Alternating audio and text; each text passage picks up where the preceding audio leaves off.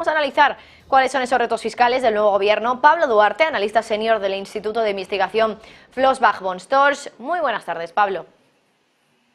Muy buenas tardes, Marta. Gracias por la invitación. ¿Cuáles son esos retos fiscales del nuevo gobierno? Porque entiendo que es bajar la deuda, entiendo que también es bajar el déficit. ¿Cómo de difícil es hacerlo? Sí, bueno, la situación va a estar complicada independientemente de qué gobierno se forme.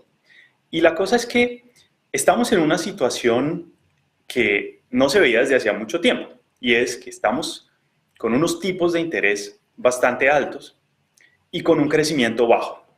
Entonces, en el 2015 más adelante, España estaba disfrutando de unas tasas de interés en sus bonos de deuda a 10 años alrededor del 0,5%. Era bastante fácil endeudarse, era bastante barato, y las tasas de crecimiento pues eran decentes, eran relativamente estables, y entonces la sostenibilidad fiscal de un país pues va a depender de qué tan distintos, cuál sea la diferencia entre las tasas de interés y las tasas de crecimiento.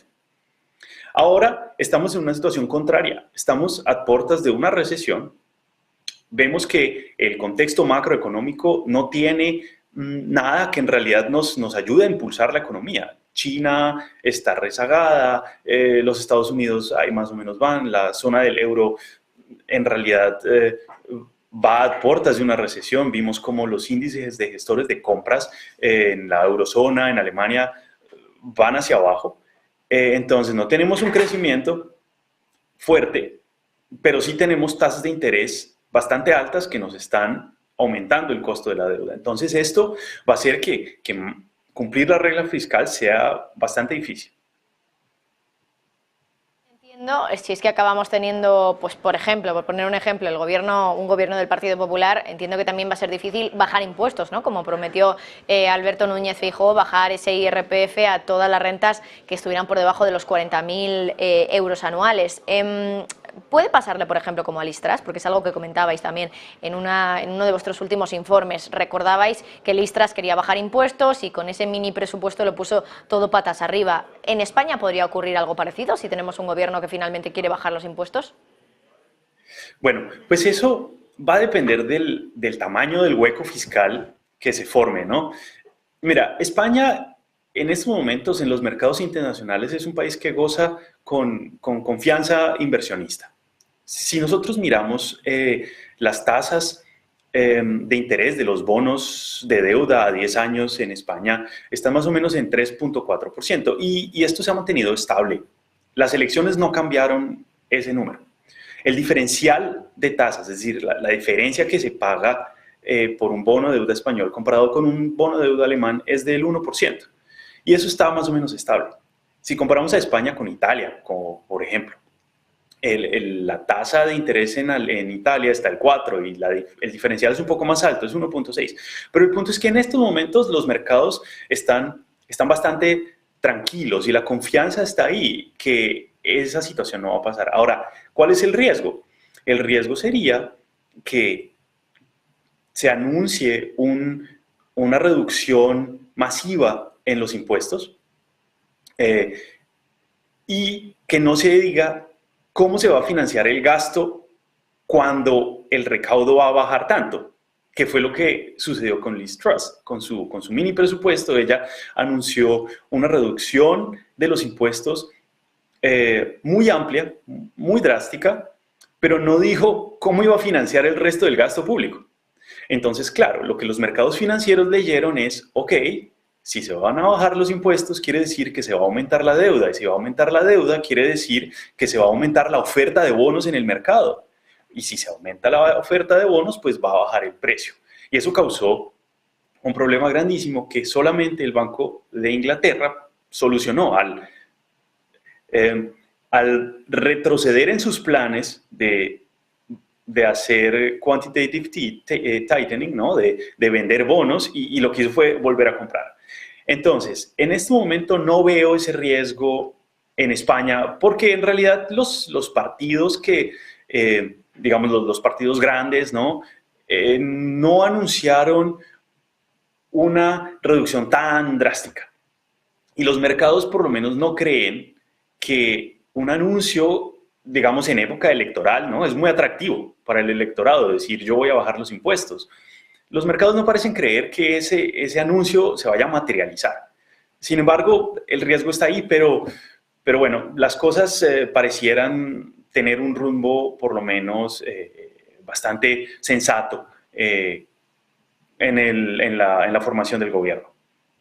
Bueno, pues veremos lo que acaba ocurriendo, pero desde luego que las peticiones de Bruselas están ahí, ¿no? Que es bajar la deuda PIB y bajar también el déficit. La gran pregunta que me hago es más bien de cara a lo primero, ¿no? Bajar esa deuda, porque para ello o tendría que subir muchísimo el PIB o tendría que bajar muchísimo la deuda nominal.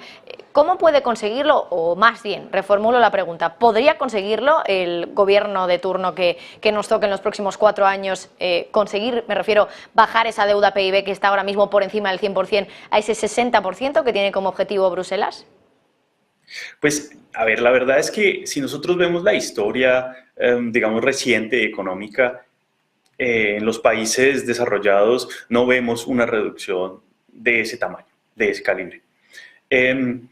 Yo creo que al final, pues, las reformas fiscales que se tienen que hacer son unas reformas que le apunten a reducir el déficit, bueno, en la deuda a largo plazo, el déficit.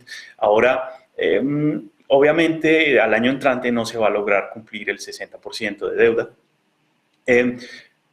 Pero lo decisivo en términos de los mercados financieros, pues va a ser qué planes se van a hacer y qué tan creíbles, qué tan factibles son estos planes.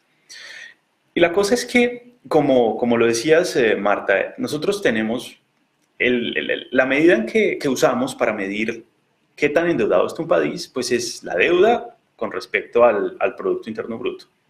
Entonces, pues este coeficiente solamente puede disminuir si la deuda baja o el Producto Interno Bruto aumenta. Esto nos deja con 3 opciones en teoría para poder bajar ese cociente a un nivel estable. El primero es generar superávits primarios, es decir, el gobierno tiene que recaudar más impuestos de lo que se gasta, sin tener en cuenta los pagos de intereses. Ahora, esto políticamente no es atractivo, porque implica o subir impuestos o reducir el gasto, o en el mejor de los casos, alguna combinación de las dos anteriores. Y justo en épocas donde la macroeconomía es débil, donde la recesión pareciera estar a la vuelta de la esquina, y donde el nivel de vida ha aumentado mucho, decir que se va a reducir el gasto público, las ayudas, ¿no? Y aumentar los impuestos, pues es como estrangular una economía que ya está un poco débil. Entonces, ese camino es pedregoso y es poco atractivo políticamente. La otra opción, en teoría, pues es aumentar la inflación, ¿cierto? Dejar que la inflación aumente, porque si la inflación aumenta, se aumenta el Producto Interno Bruto nominal, ¿verdad? Entonces, esto se va comiendo la deuda de a pocos. Pero el problema es que justo en estos momentos toda la lucha macroeconómica que se está haciendo es para bajar la inflación. Porque la inflación pues causa una pérdida de poder adquisitivo en las personas y esto afecta al ciudadano común, nos afecta a todos, incluso a los más pobres, es a los que más duro afecta. Entonces, decir que vamos a dejar que la inflación suba cuando estamos tratando de bajarla, pues no concuerda. Y el tercer camino, teóricamente hablando, pues es mantener las tasas de interés artificialmente bajas, que es lo que usualmente ha pasado en la historia. Pero eso tampoco nos funciona mucho, porque esa es la herramienta principal que están usando los bancos centrales para reducir la deuda. Entonces, las manos están como atadas. Entonces, aquí lo que va a pasar es que el gobierno tiene que ser bastante creativo para lograr inventarse una forma de responsablemente mantener las finanzas del país usando las transferencias, por ejemplo, que vienen desde la Unión Europea, el Next Generation Fund, este tipo de cosas, ser responsables en las nuevas deudas y esperar a que tal vez las tasas de interés puedan volver a bajar un poco, que el crecimiento resurja un poco y mantener por lo menos un camino de endeudamiento que sea sostenible. Yo creo que en últimas Bruselas pues, va a ser más laxo con esto de lo que está en el papel, siempre lo ha sido. siempre lo ha sido. Nunca hemos tenido una regla súper estricta del 60%. Y los mercados financieros, sobre todo, que al final son los que más, digamos, los que son muy decisivos, van a estar también contentos al ver que hay un camino fiscal responsable. Yo creo que el número específico no es, al final no va a ser lo que va a mandar la parada. Bueno, ya por último, Pablo, también quería hablarte del Banco Central Europeo, que aquí en Negocios Televisión estamos muy pendientes de los bancos centrales y, claro, al final también nos afectan en nuestra propia vida y afectan también a los gobiernos. Lo contábamos también en la sección que teníamos anteriormente, cómo al final la subida de tipos hace que los gobiernos gasten más dinero precisamente en los intereses de esa deuda. En Europa, sobre todo en Europa del Sur, es decir, países como Italia, ha habido muchas críticas al hecho de que el Banco Central Europeo siga todavía subiendo los tipos de interés. La gran pregunta que muchos se hacen es si ahora mismo, con una inflación ya, por ejemplo en España, por debajo del 2%, hace más daño el Banco Central Europeo con sus subidas de tipos que la propia inflación. Uy, sí, pues claro, ¿no? Ese es el tema, más álgido, ¿no? Que más nos ocupa también en los mercados financieros. A ver, yo creo que el problema más grande para los bancos centrales en este momento radica en su credibilidad. El problema es que al ellos reaccionar tan tarde con el aumento, con las subidas de las tasas de inflación, pues su credibilidad ha estado en juego. Entonces, en realidad, hoy en día los bancos centrales, o sea, ya hablo del Banco Central Europeo, pero esto también aplica para la Reserva Federal, tienen que escoger uno de dos errores. O se equivocan por el lado de la inflación, es decir, reducen tasas antes de que la inflación esté controlada, o se equivocan por el lado de la economía, de la macroeconomía, y de pronto entonces aumentan las tasas más de lo que sería necesario. En realidad, encontrar el camino perfecto es casi que imposible.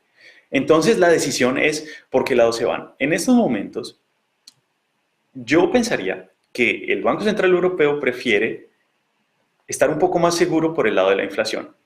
Y la cosa es que, sí, tienes razón, en España la inflación, la tasa de inflación armonizada está por debajo del 2%. La subyacente, sin embargo, aún está alta. Tenemos un efecto base grandísimo. Bueno, mañana sabremos más el viernes sabremos más sobre los datos de inflación en la zona del euro, y en los países de la zona del euro, el lunes en la zona del euro. Pero el punto es que la inflación todavía no se ve que está completamente domada. Entonces yo creo que el Banco Central, tal como lo ha venido anunciando, va a aumentar sus tasas en los 25 puntos básicos. La cosa es que el Banco Central Europeo tiene un as bajo la manga, por decirlo así. Y muy seguramente, Marta, tú y tus televidentes recuerdan cómo hace unos meses, en una conferencia de prensa, Christine Lagarde anunció que el Banco Central Europeo iba a tener un programa específico que se llamaba el TPI, el Transmission Protection Instrument. Y con ese instrumento lo que el Banco Central quiere es asegurar que en caso de emergencia la transmisión de la política monetaria se puede hacer sin ningún problema. Esto quiere decir que en caso de que haya un problema de solvencia en algún país de la zona del euro, ellos a través de este programa tienen la libertad de intervenir. Y seguramente esa intervención pues, va a ser en forma de comprar bonos de deuda de los países afectados. Entonces, yo creo que por lo menos con esa forma de tratar de minimizar el riesgo de que la zona del euro colapse, a través de este programa ellos pueden estar un poco más tranquilos en el aumento de las tasas. Ahora, el problema es que la zona del euro tenemos 20 economías distintas, ¿no? Pero una tasa de interés con la que se trata de hacer la política monetaria para todos. Entonces, pues es difícil mantener una homogeneidad en un marco tan heterogéneo. Entonces, siempre va a haber esta disruptiva, siempre va a haber este problema. Pues Pablo Duarte, analista senior del Instituto de Investigación Flossbank von Storch, muchísimas gracias. Un placer tenerte, Pablo, gracias. Gracias a ti, Marta, un placer y éxitos con todo. Que tengas buena tarde, Pablo. Mientras tanto, noticia de última hora.